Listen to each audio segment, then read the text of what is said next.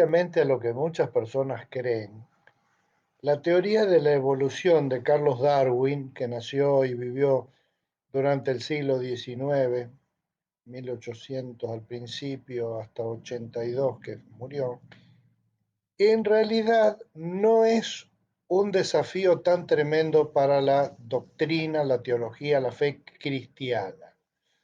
Muchas personas lo presentan como el enemigo número uno de la fe cristiana, cuando Darwin en realidad no estaba muy interesado por, por qué creía la gente, tanto como el tema de lo que él veía en esa época. Vos fijate de qué época estamos hablando, ¿no? Mediados, digamos, de los 1800. En esa época había un gran auge por el descubrimiento del mundo que Occidente no tenía hasta ese momento. En muchas partes del Occidente no se conocían pueblos que se los llamaban lejanos. ¿Lejanos de quién? Decían los aborígenes de Filipinas, decían, ¿cómo alejado? ¿Alejado de quién? ¿Alejados están ustedes? Dice. Y entonces ese entusiasmo movió las misiones, por ejemplo, para predicar el Evangelio, la fe cristiana a los que estaban en el corazón de África. ¿Te acordás los viajes de Stanley?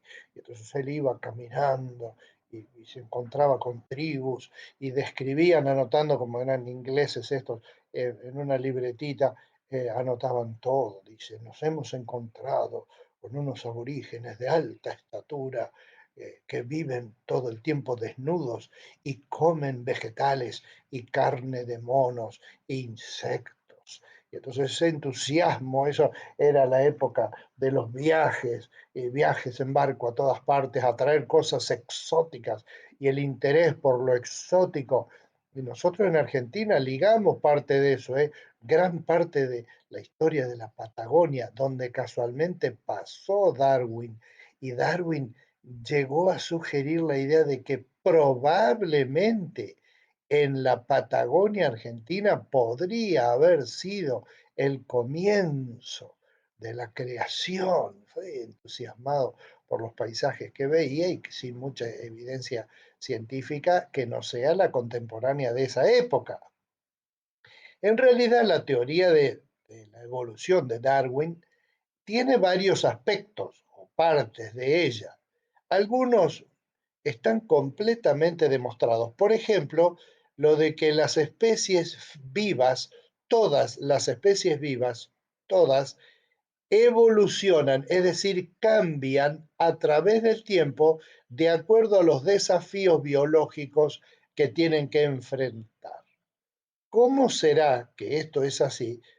Que la forma y el funcionamiento del cerebro de la generación millennial desde la década del 90 hasta ahora ya ha cambiado. La forma de las manos de los chicos de hoy ya no es igual que la forma de las manos cuando nosotros éramos chicos, que no manejábamos teclados y escribíamos con el pulgar, sino que, bueno, teníamos otras costumbres. Entonces, vos fíjate que esa parte está, no se puede discutir y decir, no, acá no ha cambiado nada, porque sí ha cambiado. Hay evidencias ya de esto, hay evidencias de otro tipo, fotográficas y la evidencia científica de hoy día es abundantísima. Entonces hay que tener cuidado para no parecer por bruto cuando uno dice, sí, porque la teoría de la evolución bueno, yo te digo, le vamos a dedicar algún día un tiempito más largo porque es muy apasionante ese tema. El problema que tenemos en la doctrina cristiana, en la fe cristiana, y que para el cristiano no es un problema realmente, no, no lo es justamente con el tema del origen de las especies que en la teoría darwiniana dan la impresión de que ha habido unos aminoácidos que se crearon de casualidad por el calor y que las moléculas de carbono y que eso fue dando lugar a especies que cada vez fueron más sofisticadas y que fueron dando origen a las distintas especies para llegar incluso a la especie humana. En la Biblia, nosotros tenemos el dato de que el ser humano, por ejemplo, fue criado directamente por un acto de la voluntad de Dios. Y de esa voluntad de Dios se desprende toda la ética cristiana. Por eso es tan importante. Pero hay que tener cuidado con eso, porque es evidente que ha habido a través de los siglos y de los siglos, ha habido evolución. Por ejemplo, hoy día no hay dinosaurios. ¿Por qué no hay dinosaurios?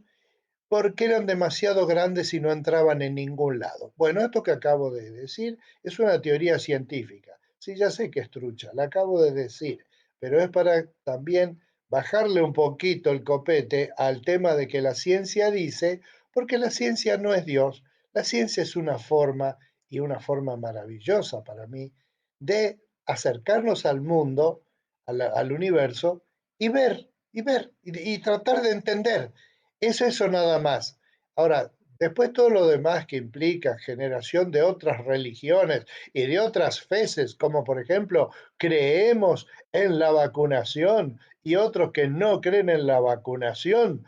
Y hay incluso gente que cree que la Tierra es plana y que no es redonda o geoide.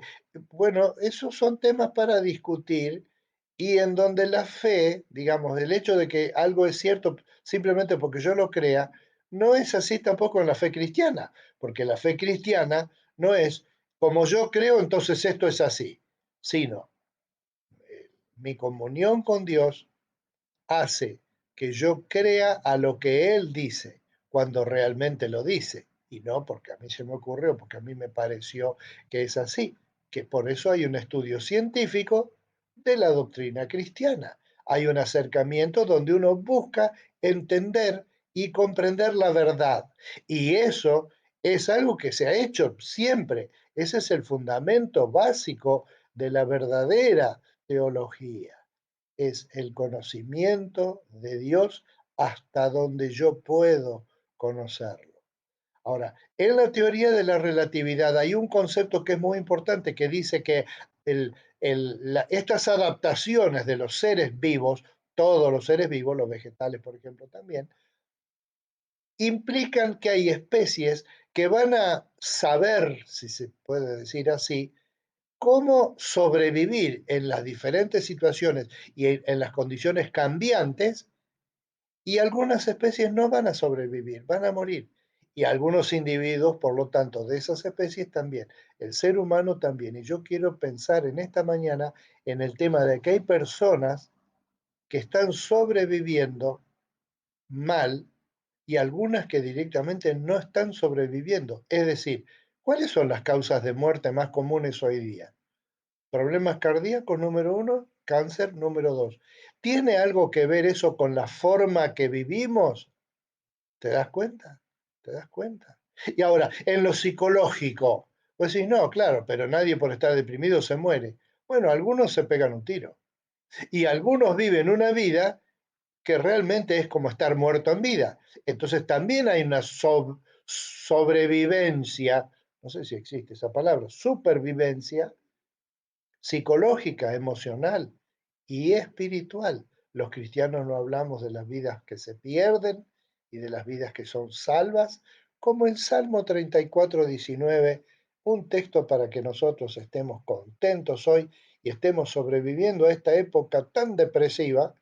Dice, el Señor está cerca de los quebrantados de corazón y salva a los de espíritu abatido. Salmo 34:19.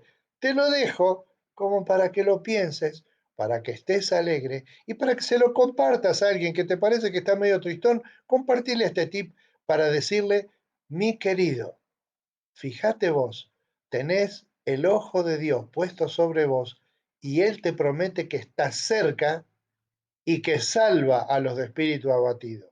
¿Cómo lo salva? Te lo dejo para que lo pienses. Guiño.